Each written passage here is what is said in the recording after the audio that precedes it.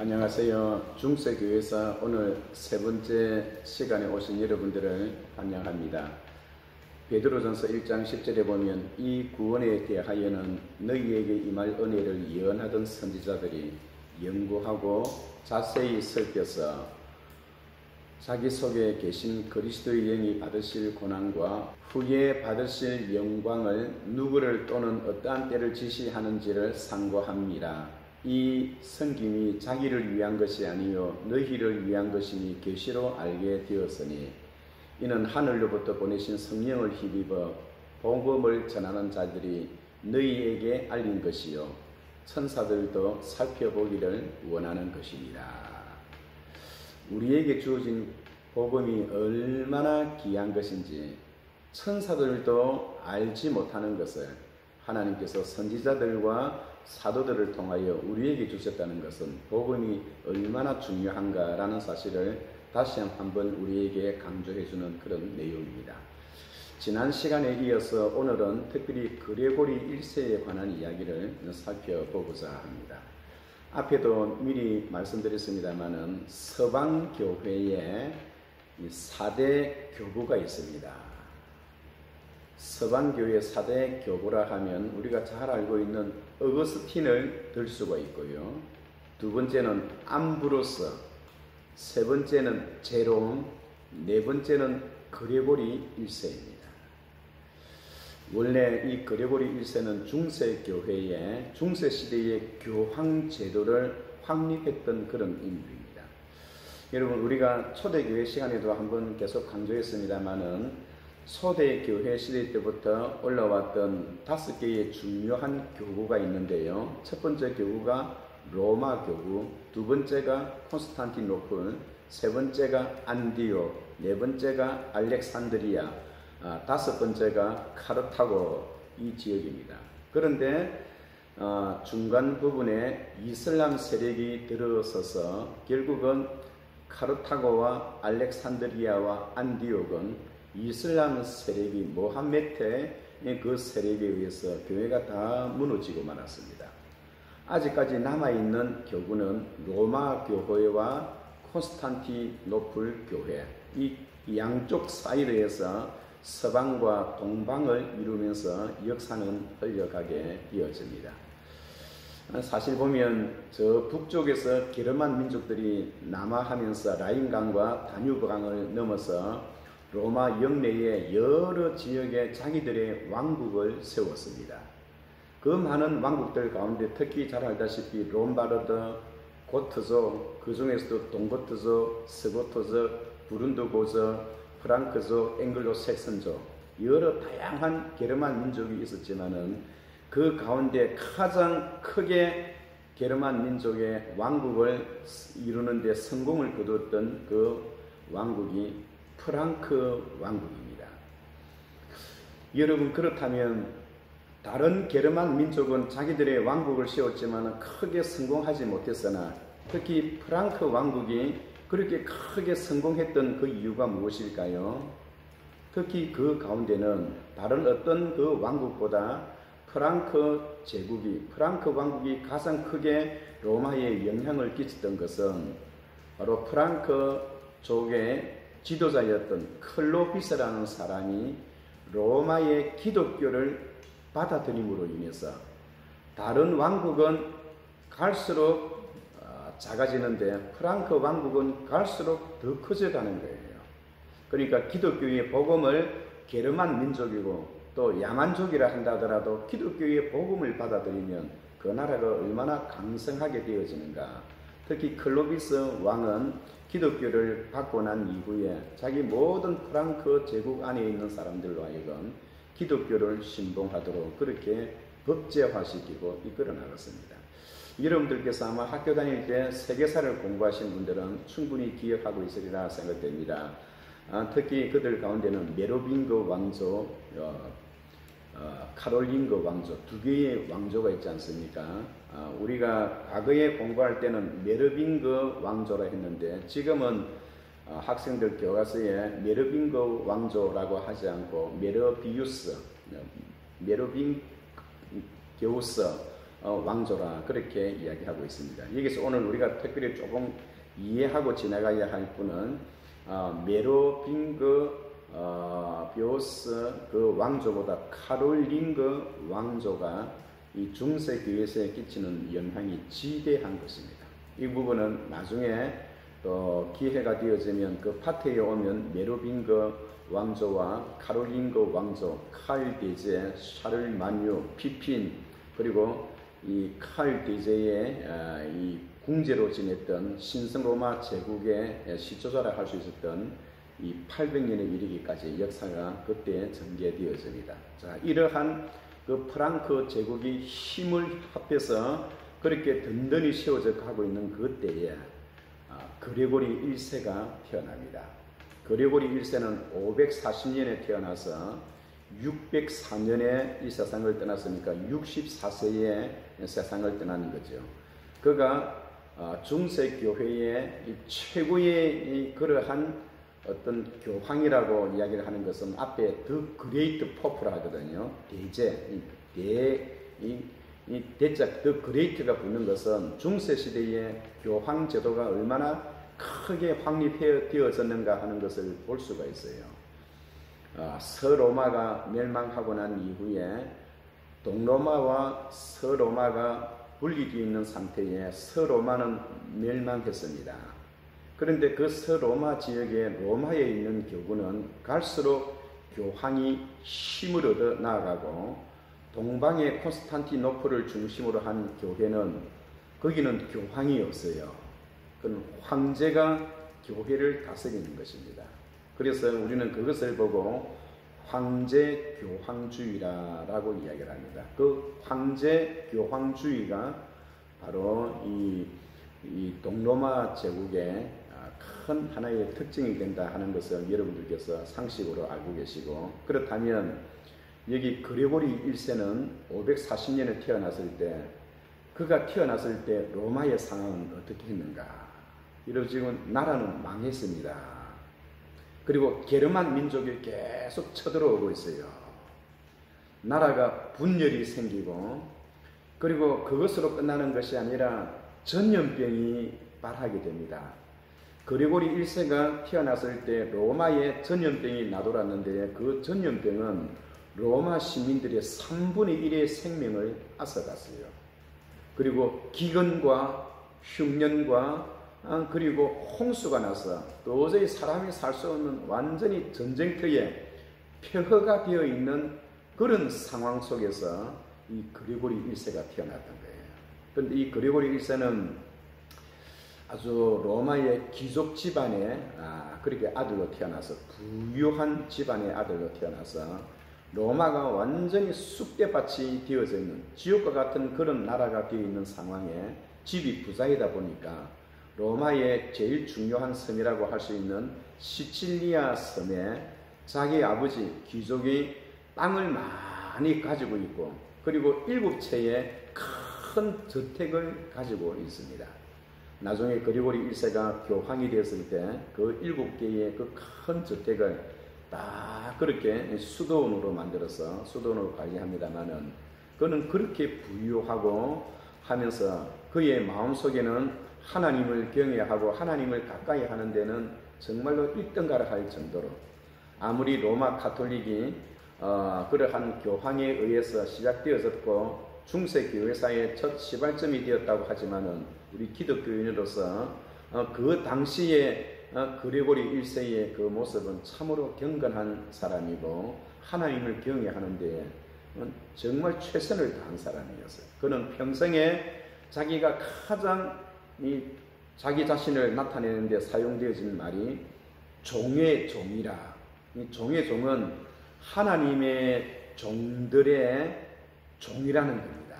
사람들 위에 군림하는 것이 아니라 사람들을 섬기는 것이, 특히 하나님의 일을 하는 사람들의 종의 모습으로 사는 것이 자기 인생에는 최고의 영광이 있어요.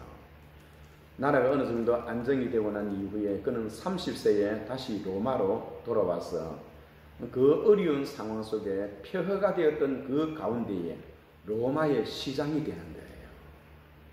시장이 되어서 사람들을 살펴보고 그리고 그 다음에는 34살이 될 때 자기 아버지가 죽습니다. 아버지가 죽자 아버지가 가졌던 모든 재산을 그리고리 1세에게 넘겨줬을 때 그리고리 1세는 그 많은 재산을 수도원을 세우는데 최선을 다하였고, 특히 이 그리고리 1세가 생각했던 수도원은 바로 베네딕트라는 사람이 세웠던 수도원입니다.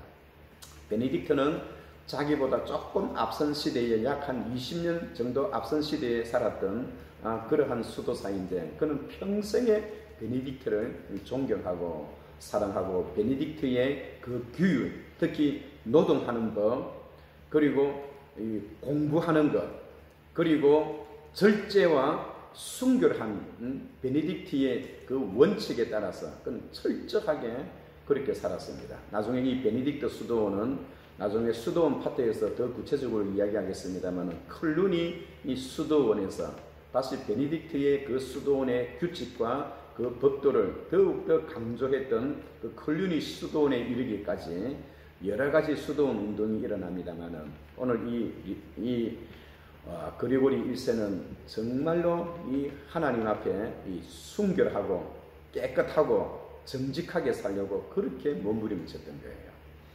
동로마 제국은 황제가 교회를 다스리면서 굉장히 안정이 되어 갔습니다. 특히 여러분, 동방과 서방의 가장 큰 차이점의 하나가 성상숭배잖아요.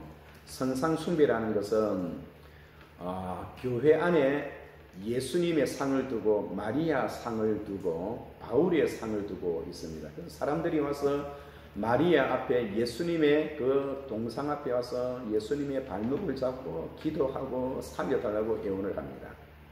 그런데 사실 보면 유스티니안 누스 동로마 제국의 황제가 그 모습을 보고, 아니 예수님은 우리를 위해서 죽었는데 왜 세워졌던 동상을 보고 절을 하느냐라고 하면서 이 성상 숭배 금지령을 내립니다.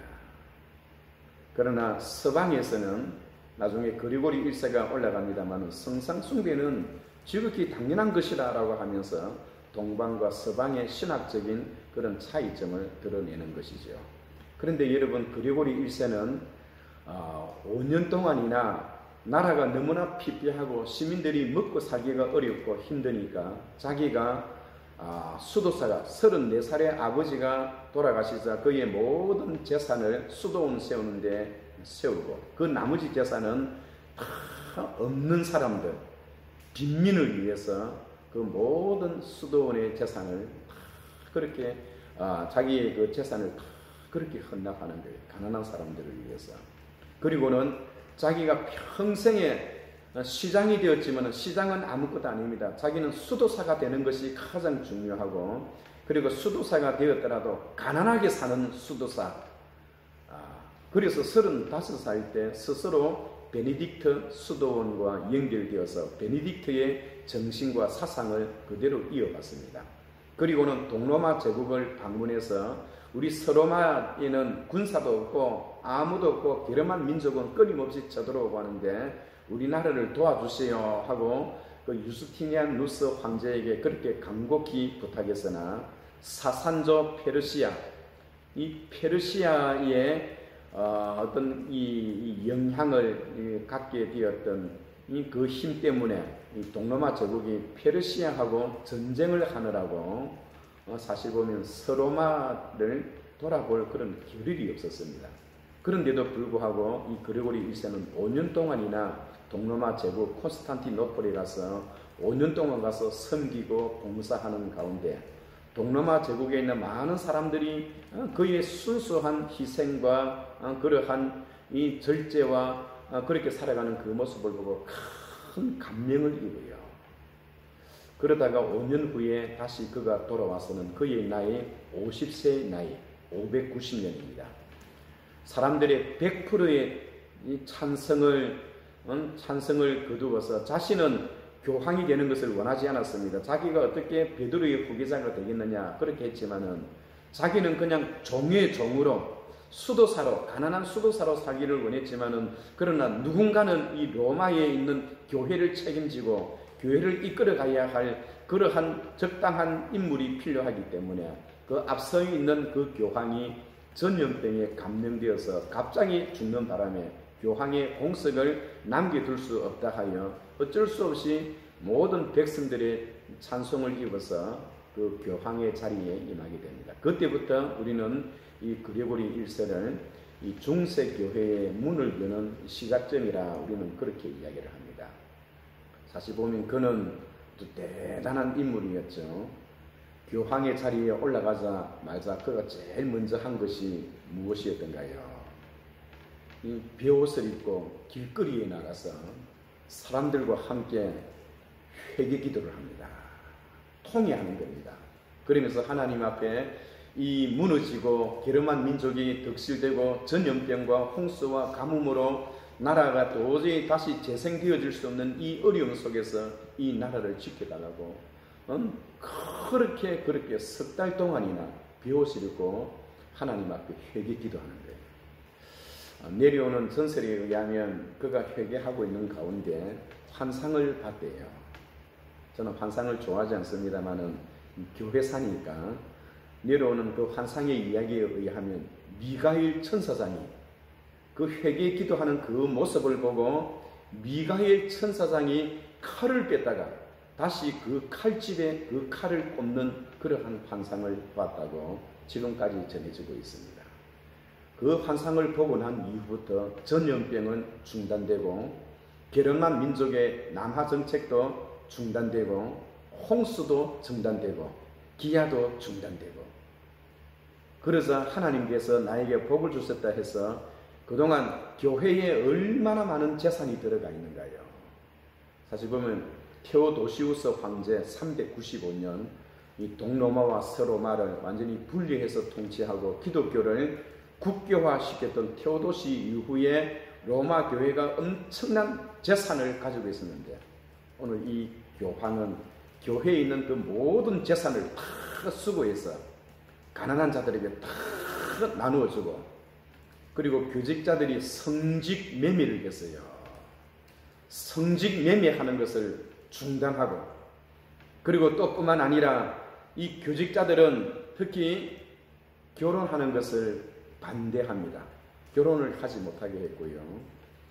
그리고 뿐만 아니라 영국에까지 그 당시 히포의 어거스틴이 있는데요. 어거스틴은 역사 속에 카르타고 출신의 어거스틴이 2명이 있는데 한 명의 어거스틴은 우리가 초대교회사에서 살펴봤는 것처럼 펠라기우스와 예정론에 관해서 논쟁을 벌였던 그런 어거스틴이 있고 여기 나오는 어거스틴은 그레고리 1세 때 함께 했던 그런 어거스틴입니다. 그 어거스틴을 비롯한 120명의 신실한 자들을 그 당시에 영국으로 앵글로 색슨족에 가서 이렇게 복음을 증거하는 선교를 하는 선교 정책을 써서 오늘날 영국이 기독교를 받아들였던 최초의 그 원인이 바로 거기에 있었습니다. 제가 영국 웨일즈를 방문했을 때 어거스틴이 가서 세웠던 그 교회를 한번 본 적이 있어요. 그래서 어거스틴의 역사와 두 번째 어거스틴입니다. 그레고리 1세에 관한 이야기를 제가 더 공부를 해서 여러분들에게 이렇게 지금 소상하게 이야기를 하는데요. 우리는 보통 보면 이 교황이라 하면 천주교, 로마 가톨릭 그렇게 그냥 치부해버리잖아요. 물론 저도 그렇습니다. 그러나 그가 가졌던 처음에 그 신앙과 그가 가지고 있던 겸손, 그는 교황이었지만은 군림하는 자가 아니고 하나님을 섬기는 종들의 종이 되기를 원했어요. 죽을 때도 그는 역시 그렇게 죽었어요. 14년 동안 교황의 자리에 있으면서. 그러나 이 교황이라는 그 자체가 중세교회의 천년을 이끌어 나가는 이 교황 제도의 문을 열어줌으로 인해서 교회가 나중에는 진리의 말씀을 떠나고 수도원과 손을 잡아서 나중에는 스콜라 철학을 자아내게 하였고 그 스콜라 철학의 최고의 집기성이라고 할 수 있는 사람이 바로 토마스 아퀴나스입니다. 이 토마스 아퀴나스의 그 사상에 영향을 입어서 하나님의 교회가 성경으로부터 더 멀어지는 그런 결과를 초월했다 하는 그런 부정적인 의미가 있는 것입니다. 스콜라 철학의 대가였던 토마스 아퀴나스의 가장 중심된 핵심 사상이 무엇인가요?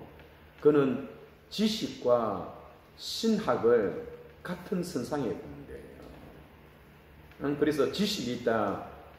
그 지식은 우리의 신학과 신앙과 같다. 그러니까 철학이라고 하는 것은 바로 신학과 같은 선상에 있다라고 보고 있습니다. 그러나 서방에서는 지식은 이성의 바탕에 주어진 것이고 신학은 하나님의 말씀으로 주어진 것이기 때문에 어떻게 신학과 철학이 같을 수가 있느냐? 철학이 아무리 위대하다 하더라도 신학의 신여에 불과한 것을, 그것이 동방과 서방의 가장 큰 차이점입니다만, 아무튼 그레고리 1세는 그렇게 살면서 우리 교회의 역사에 큰 오점을 남기게 됩니다. 그것이 무엇인가요? 그가 만들었던 것이 바로 연옥설입니다.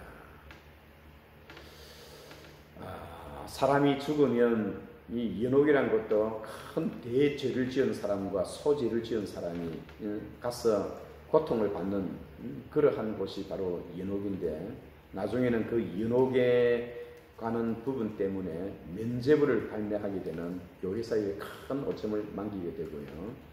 그리고 또 화채설입니다.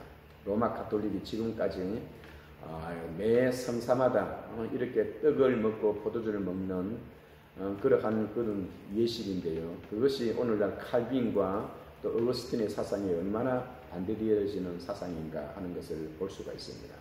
중요한 것은 그를 비판하거나 이렇게 이야기하기보다는 우리는 기독교 개신교 성도로서 그럼에도 불구하고 그가 그 당시에는, 그 시대에는 나라가 망하고 전염병이 그렇게 창척하고, 그는 교황이면서도 성도들과 더불어 함께 그 전염병이 나돌아서 사람들이 죽어가는 그 시체를 아무도 손을 대지를 않았어요.